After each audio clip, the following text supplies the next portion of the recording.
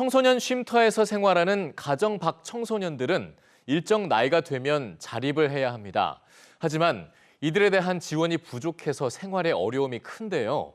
특히 아동복지시설에서 생활한 청소년들에 비해서도 지원이 적어서 이 제도를 개선해야 한다는 목소리가 높습니다. 금창호 기자입니다.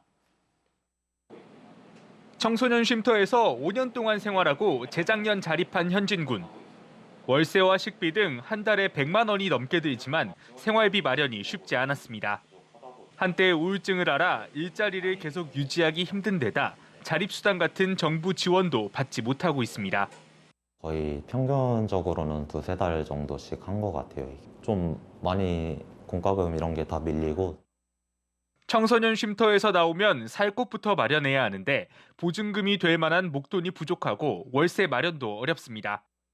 이런 상황에 여성가족부가 올해부터 달마다 30만 원씩 3년 동안 자립수당을 지원하기로 했지만 여전히 부족하다는 지적이 나옵니다. 보건복지부가 관리하는 아동복지시설에서 살다 나온 청소년에겐 한 번에 최소 500만 원을 주는 자립정착금을 포함해 더 많은 지원이 이루어지고 있습니다. 전문가들은 쉼터를 나온 청소년들에게도 최소한 아동복지시설 수준의 지원을 해야 한다고 강조합니다. 적어도 비슷한 조건과 상황에 있는 아이들은 국가적 최저선이라고 해서 적어도 최저한도는 이 정도는 받아야 된다는 게 확보돼야 돼요. 모든 가정 밖 청소년에게 같은 지원을 할 수 있도록 법제도를 개선해야 한다는 목소리도 높습니다.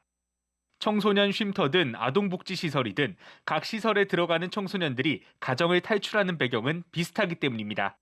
청소년들의 대다수는 또 그 가정폭력의 피해자들이에요. 안정된 가정 환경에서 학업에만 열중하면서 지낼 수 있는 그런 환경을 가지지 못한 청소년들이라는 점에서 이제 유사한데 그 지원 제도에 있어서는 너무나 큰 차이가 있는 것이 현재 문제점이고.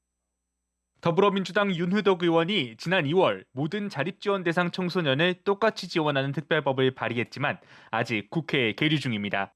EBS 뉴스 금창호입니다.